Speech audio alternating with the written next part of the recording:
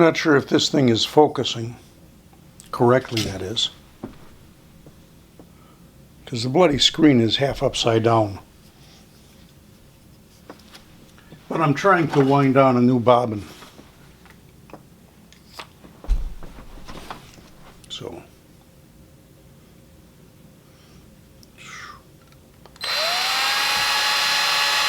I've got kind of a variegated green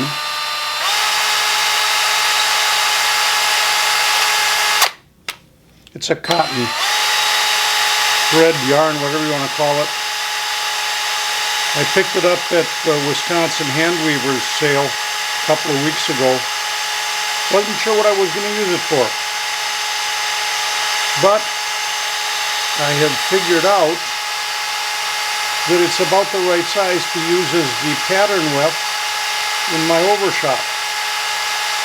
So I'm trying it.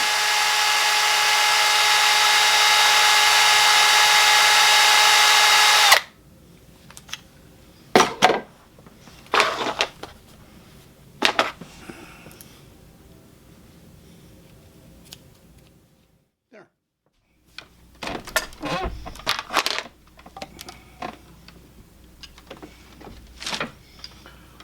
Okay, here we go. Just a little bit more weaving on this wandering vine overshot.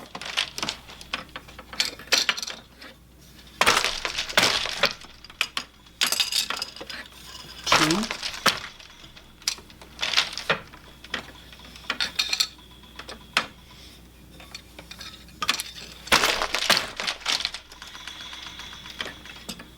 Three. I'm counting the pattern shots.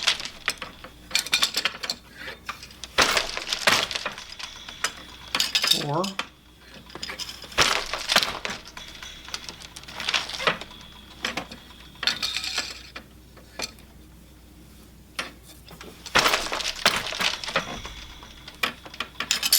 5. I'm just about out of thread.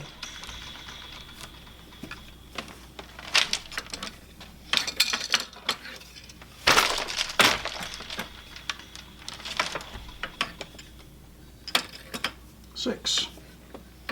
And we'll just pull that up there. Grab this next one that I just wound.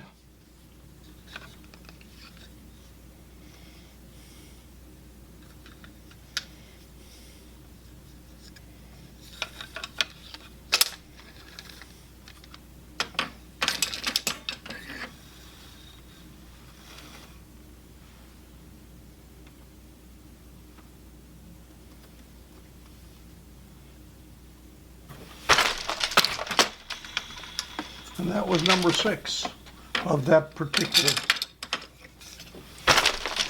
pattern. So let's go and mark it off on here. The next is going to be treadle number 5. Advance the temple just a hair. 5. 1.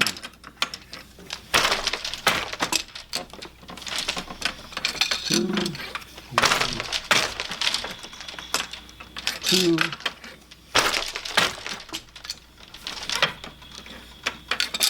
2, 3, 3, 4,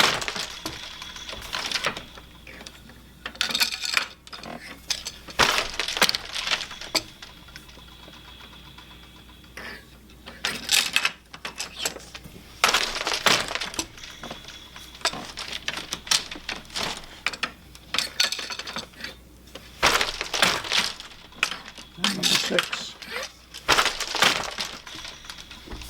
That's enough for that pattern shot. Okay, that's enough for now. Show you a bit more in a little while. Good morning, YouTubers, and more importantly today, weavers. I'm getting ready to go to work at Heritage Hill this morning.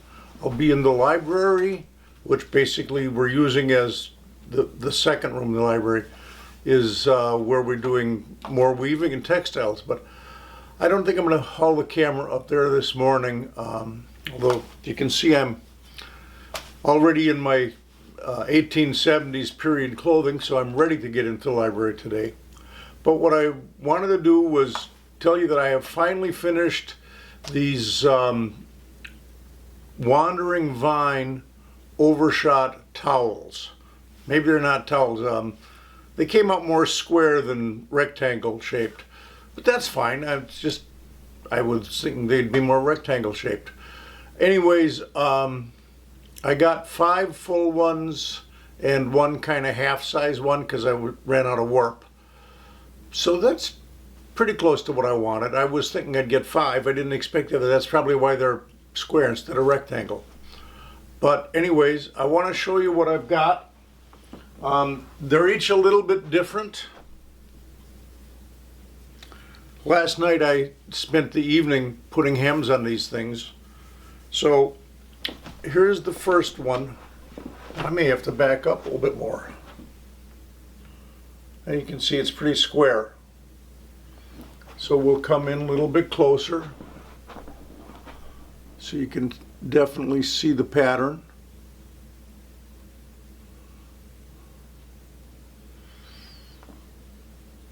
Okay, so this first one, again, the tabby, the white, is 8-2 cotton, and the red in this one for the pattern is 8-4 cotton.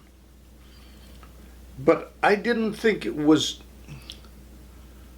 quite enough for the pattern. It doesn't stand out as, I mean, the red certainly stands out, but I wanted it a little bit thicker for the pattern.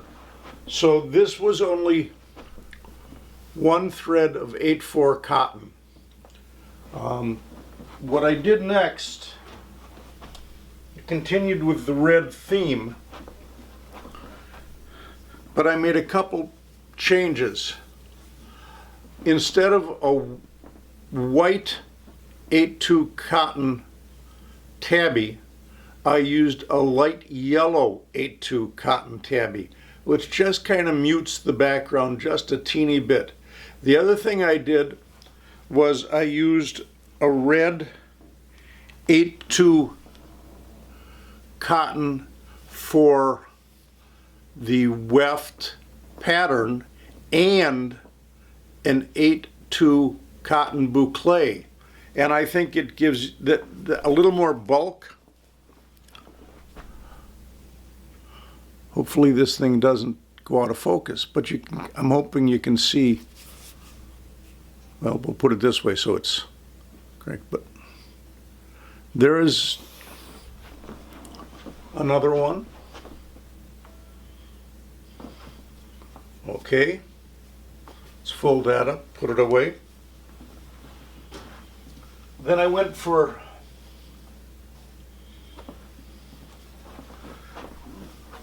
same concept,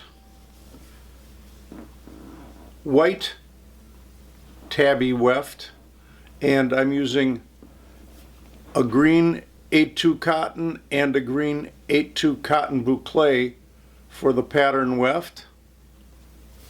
Show it to you the other angle. And obviously the back is the same thing except reversed, you know, so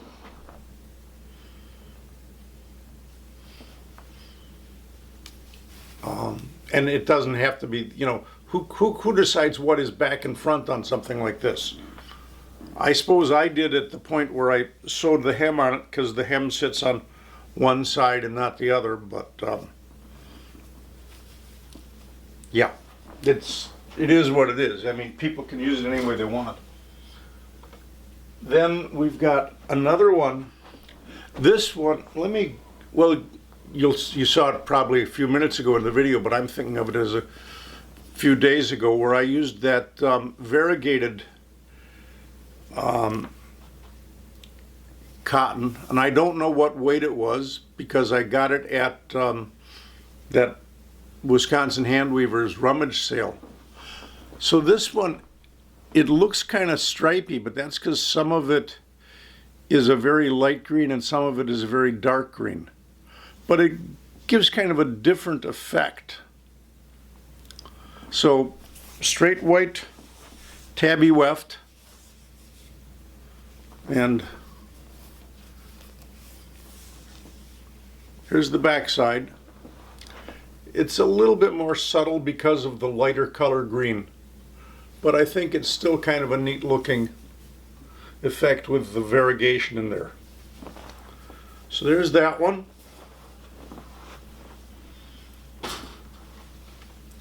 Finally, I used 2 shades of kind of medium blue, and this one also has the yellow tabby weft. And again, it's 8. Actually, I think this one, I didn't have a light blue in 8-2 cotton, but I did have a linen that was that same weight. So I used the smooth is the linen, and of course I've got the 8-2 cotton boucle still. I'm pretty happy with the way this looks, and of course there is an interesting backside. So there's, oh, we'll turn it a long ways up. There's that one. And finally, the half-size piece, when I ran out of warp to work with. So that's this one. And you can see it's not as long, but still looks pretty nice. The others, they may get new homes with someone else. In fact, I know where one of these is going to go to a friend. This one is definitely going to stay home because it's only half the size. And I didn't get quite as perfect with putting the hem on. You can see the hem there.